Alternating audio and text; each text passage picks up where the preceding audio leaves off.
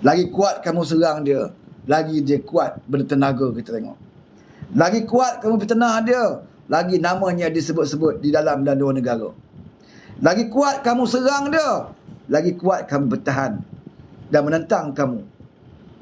Kalau kamu hina Anwar Ibrahim, bagi kami tidak ada masalah nak hina kamu, wahai lebay-lebay. Sebab bagi kami, kamu dan Anwar sama makhluk Tuhan. Hanya kelebihan dia adalah ketakwaan dia. Ketakwaan dia kepada Allah. Siapa yang lebih jujur, siapa yang lebih ikhlas dalam perjuangkan Islam antara kau dengan Anwar Ibrahim, itu yang Allah akan nilai.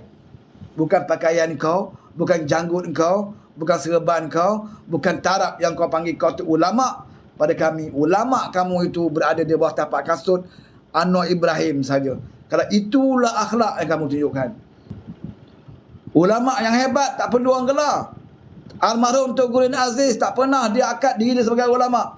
Tapi secara automatik, orang Cina, orang India, Sami-Sami sendiri pun, padri-padri sendiri pun yang berhubung dengan dia, padri pun sebut dia ulama. Sami, Buddha pun, Thailand, Tokcha tu pun panggil tu Guru Aziz ulama. Dia pun gelar tu Guru Aziz ulama. Maksudnya apa, saudara? Tanpa kita ajar, tanpa kita maksa, ulama, gelaran ulama aja datang sendiri kepada dia. Sebab apa? Ciri-ciri dia itu ada, akhlak dia itu. Haji Hadi ni yang mengangkat dia ulama, walaupun dia. Walaupun dia. Mana negara lain, mana kaum lain yang kata Haji Hadi ulama? Tak ada. Ulama semak banyak. Ulama apa? Sampai negara Arab, Mekah pun tak boleh bagi datang pergi. Kan? Berapa tahun dah jadi tak pergi umrah ni, tanya dia. Setahu kita orang tak boleh pergi Mekah ni, satu orang ni makhluk dalam dunia ni yang tak boleh jejak ke Mekah, siapa dia? Dajjal. Yang tak boleh jejak kaki ke Mekah. Dia tak tahulah. Wallahu alam, dia boleh pergi tak boleh pergi, atau sengaja tak nak pergi, atau boleh nak pergi ke Iran saja. Sebab itu bila kita tengok wajah Tunku Nurul Aziz ini, saudara, dia belum bercakap lagi. Tengok wajah dia pun hati kita sejuk. Tengok gambar dia, kita dah atas perasaan rindu dekat dia, seronok dekat dia, sejuk perasaan kita tengok wajah Tunku Nurul Aziz. Sebab tu Tunku Nurul Aziz kalau berucap, mana ada lama, kan, kadang 10 minit, nak lama pun 15 minit dia berucap dengan nada perlahan dia. Tapi 15 minit itu orang akan fokus dengan ucapan dia. Sebab apa yang keluar daripada mulut dia adalah isi-isi, bukan cemberang, bukan fitnah, bukan apa. Bila dia cakap dengan bukan Islam, dia cerita bagaimana dia tackle bukan Islam. Dia kata, mu orang Cina, mu lahir pun Nabi Allah buat dia Nabi ada, kita sama bangsa lain, mu kan minta jadi Cina, mu kan minta jadi orang India. Dia cerita tu sampai orang kaum lain tertarik dengan cerita dia. Jadi orang sayang dengan dia. Dia bukan macam Nabi Hadi. Jauh beza, saudara. Berucap aja dok ngapikan orang. Berucap je dengan orang tak Islam. Berucap je dok hina orang lain. Tak cukup dengan mulut, tulis dalam buku, tulis dalam Facebook, dok mengata juga. Cakap dalam parlimen, Kerajaan Madani zalim. Pimpin kamu di Kedah tak bayar gaji itu tak zalim. Kenapa tak sebut? Orang yang tak melakukan zaliman kamu tuduh zalim. Yang terang-terang melakukan zaliman kamu tak menyentuh sebab dia puak kamu. K. Bakar, syarakalah hidup kalian yang menghina ulama. Ya, aku setuju. Dalam Islam kita tidak boleh menghina ulama. Menghina ulama ibarat macam kita ada satu racun dalam daging kita lah. Sebab itu jangan sesekali kita menghina ulama. Yang patut kita hina adalah orang yang menjadi ulama jahat. Sebab ulama su' ni juga disebut dalam Al-Quran. Ulama as-su', ulama jahat. Apa dia ulama jahat? Ulama yang menunggang agama untuk kepentingan diri dia. Ulama yang berpura-pura untuk orang angkat dia dan sanjung dia. Ulama yang sentiasa menyalahkan ulul amri pemerintah. Dia tidak mendampingi pemerintah, dia tidak menasihati pemerintah, bahkan dia memfitnah pemerintah. Inilah ulama jahat. Yang ini wajib kita lawan, saudara. Ulama yang membawa kebenaran, jangan lawan. Itu diingatkan oleh Allah SWT. Ulama yang hebat, ulama yang bawa kebenaran, ulama yang berani. Ya. Tak boleh kita lawan. Hendaklah kita ikuti, patuhi ajaran ulama yang membawa kebenaran. Tapi ulama yang jahat, ulama yang fitnah, ulama yang cakap berbohong, itu wajib kita lawan. Sebab dia ni lah yang merosakkan agama kita. Dia ni lah yang memecah belahkan umat Islam. Bukan DAP. Islam berpecah bukan kerana DAP. Tak ada sejarah menunjukkan Islam berpecah kerana DAP. Islam berpecah kerana lebay-lebay ini, lebay-lebay kedaung ini, lebay-lebay kelarang ini, yang mereka tunggang kita untuk kepentingan mereka. Bila mereka bercakap, semua bohong. Sebab itulah bercakap di luar, bila berada dalam parlimen, mereka tak berani nak cakap isu yang sama. Sebab mereka tahu, dalam parlimen bukan walaun. Dalam parlimen orang-orang cerdik pandai. Orang akan bantah kalau kamu berbohong. Depan walaun tak apalah. Sebab walaun kadang-kadang datang ceramah, otak dia tinggal kat rumah. Datang kosong je. Otak dia tinggal kat rumah. Sebab itu sedap dia bercakap. Baik walaun, ustazah wala untik pun sama. Gong Eng sepu, Pu Chimpeng, Antonolek sepu, Pu Chimpeng, semua percaya. Yang dengar depan tu guru ada, ustazah ada, doktor ada. Bukan orang macam calang saudara, tapi sebab bila jadi walaun, walaupun PhD, tapi dah bila dah masuk kategori walaun, habis. Jadi bodoh belaka. Tak boleh nak fikir lah, betul ke? Tak boleh fikir. Sebab itu kita katakan, kebijaksanaan kita bukan bergantung kepada tingginya kelulusan akademik kita, PhD dan sebagainya. Ramai je PhD tapi bodoh. Mastura tu bukan sekolah pasti kelulusan dia. Saudara PhD saudara. Tapi dia boleh kata, ya, Lee Goh Eng tu sepupu Chimpeng, Lim Kuan Yew sepupu Chimpeng. Kalau kita fikir logik, tak masuk akal lah orang PhD, kan? Sampai ke tahap itu. Tapi bila dah masuk parti yang macam itu, cerdik macam manalah kamu tetap akan jadi bodoh. Sebab apa? Tak ada keberkatan. Tuhan tidak memberkati ilmu kamu. Belajarlah tinggi mana pun. Ya. Belajarlah sampai tinggi mana, Oxford ke, mana sekalipun. Tapi kalau berada dalam parti, ya, yang sentiasa membawa kepada perpecahan, yang sentiasa menunggang agama, maka kamu takkan dapat keberkatan dalam parti tersebut. Sebab itulah tingginya kelulusan kamu bertambah bodoh. Lagi banyak kamu bercakap, lagi banyak menunjukkan kebodohan kamu. Itu sajalah. Minta maaf lah ya, sebab saya tak boleh nak naikkan orang pasal akaun baru ni tak cukup masa. Tak cukup jumlah. Tak cukup jumlah. Faham, Menawan? Tak cukup jumlah lagi saya nak buka saya punya request. Nanti bila dah cukup jumlah, saya akan buka lah Menawan ya. Kalau kita tengok pun dalam bulan Ramadan ni saudara, ya, program PMX kita tak berhenti-henti. Ya, lepas dia pergi ke mana tu Pahang, kemudian dia pergi ke Perak, kan. Lepas tu datang balik ke kawasan ketiga di kawasan perumahan dia di Kajang, dalam jemaah berbuka puasa.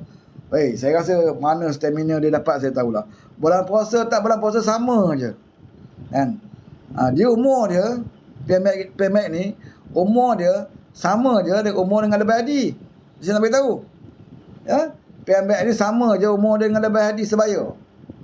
Tapi kalau saudara tengok stamina bekerja, tak payah tengok bekerja lah.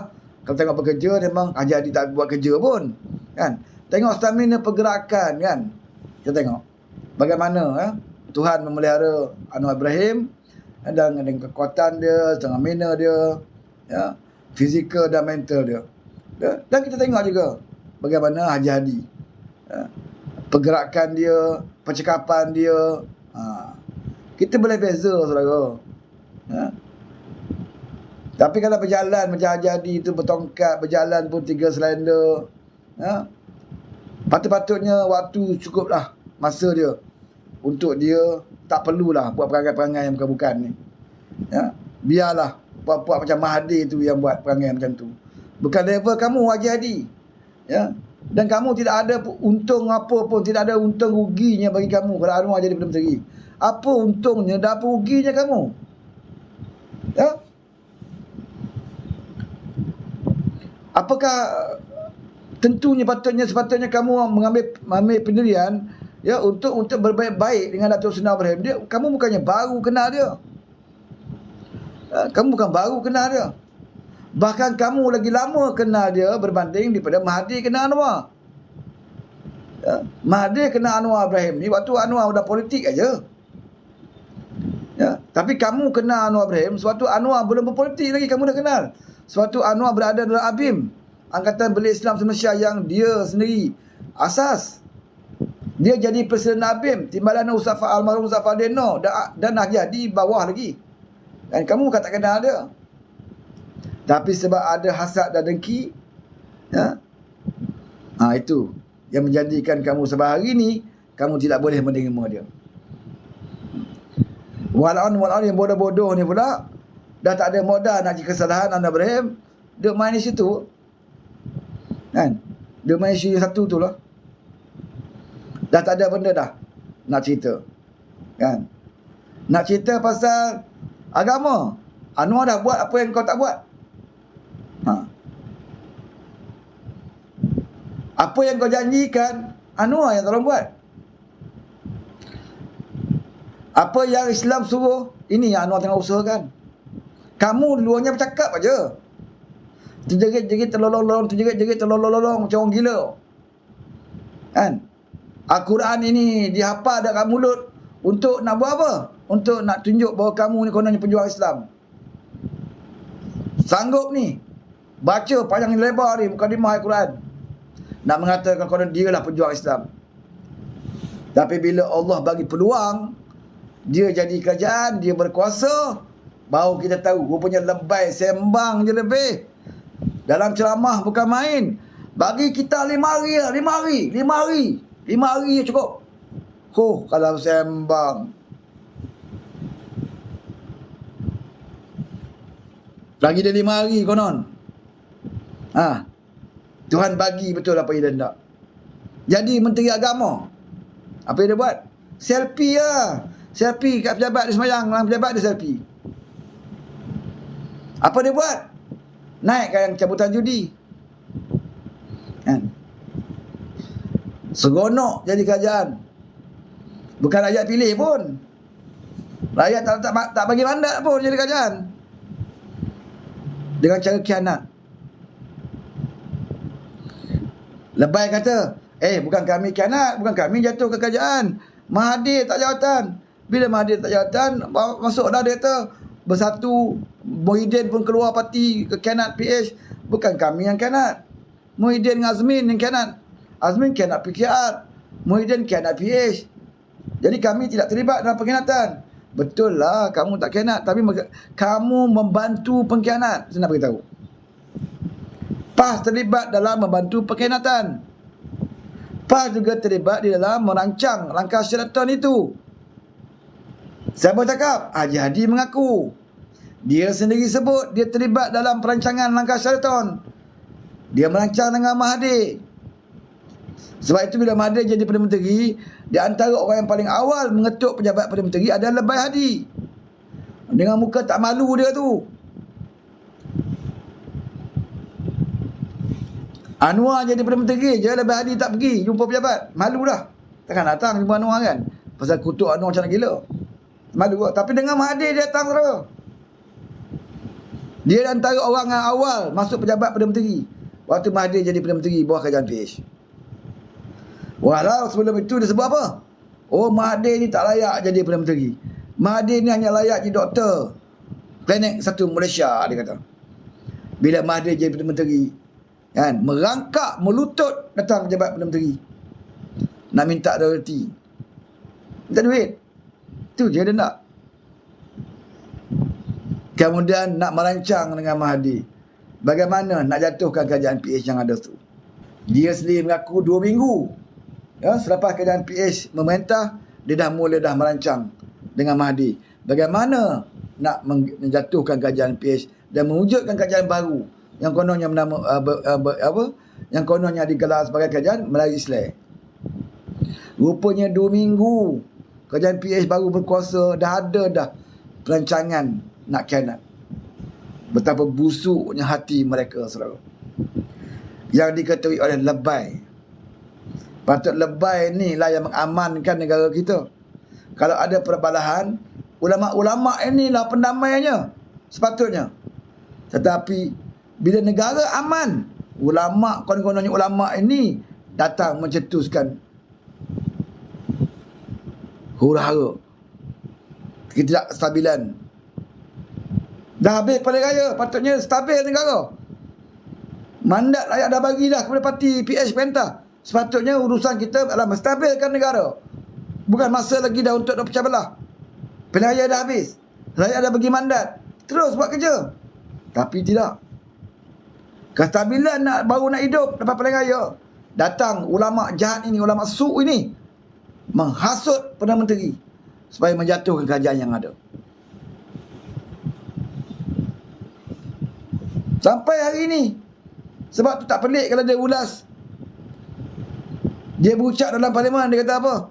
Nanti kalau ada atap bocor, dinding bocor, jangan salahkan kami, dia kata. Kita tak kata pun dia, tapi dia kata. Sebab apa dia kata, saudara? Pasal dia tahu dia pernah buat. Ucapan Haji Hadi di parlimen. Kalau atap bocor lepas ini, kalau dinding bocor, jangan salahkan kami, dia kata. Siapa pula salahkan dia? Siapa pula tuduh dia? Tapi dia sendiri sebut. Sebab apa? Sebab dia tahu dia pernah buat.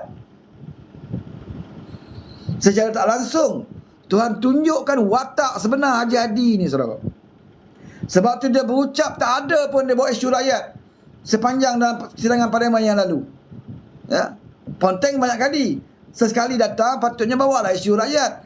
Paling-paling tidak, bawalah isu rakyat di Terengganu. Paling-paling tidak, bawalah isu pengundi-pengundi di Marang. Tak bawa. 15 minit dia berucap kerja dia menghina Perdana Menteri. Kerja dia memfitnah Perdana Menteri. Perdana Menteri zalim, nak tarik pencen. Itu yang disebut benda yang tak wujud, dia tuduh Perdana Menteri buat.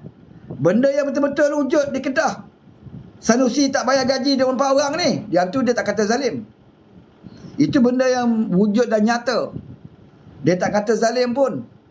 Tapi benda yang tak wujud, ya, konon-konon Kerajaan Madani nak buang pencen, tak wujud pun, tak bincang pun dalam kabinet, tak cerita, dekat parlimen tak pernah bahas. Tapi Haji Hadi dah kata zalim dah. Di Kelantan dah hapus dah pencen, dia tak kata zalim. Sebab apa? Kelantan negeri PAS, Kedah negeri PAS.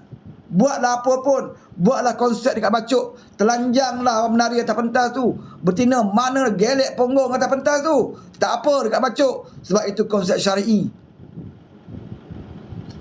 Serambi Mekah, buatlah apa pun, selamat. Yang tak boleh konsert kat mana? Dekat Kuala Lumpur. Dekat Kelantan boleh, pakailah suara pendek pun. Dekat Kelantan alasan dah, oh ini konsep bukan untuk orang Islam.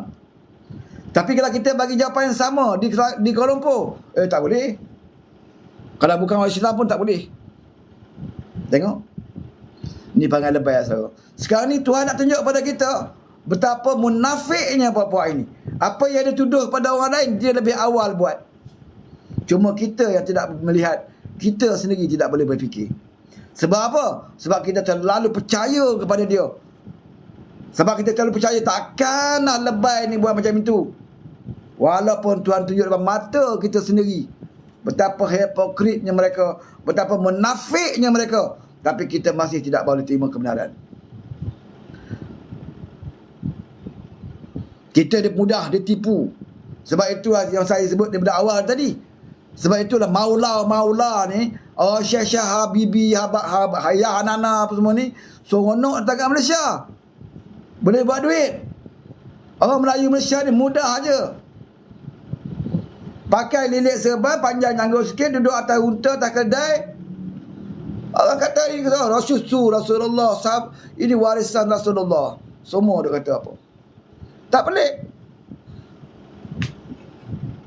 Sebab tu sebelum ni kita pernah dengar ada yang mengaku sebagai apa ni nabi kan. Ada yang mengaku sebagai Tuhan langit. Ada pengikut dekat Malaysia. Mengaku Imam Mahdi macam-macam. Betapa mudahnya kita cagar otak kita. Di sekarang ni dah ada lah skema orang politik. Kita cagar pada otak kita kepada orang politik.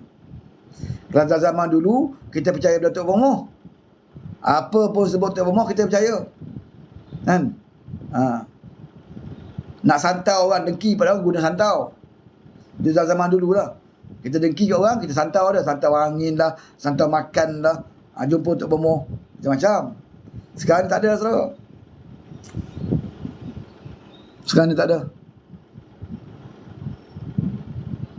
Sekarang ni percaya pada ni ulama-ulama jahat ni. Ulama-ulama su ni. Ulama-ulama bila bercakap, semua bercakap tak betul, fitnah. Bercakap tentang perlembagaan konon-konon. Konon-konon mereka lah pakar perlembagaan. Mereka lah pakar undang-undang.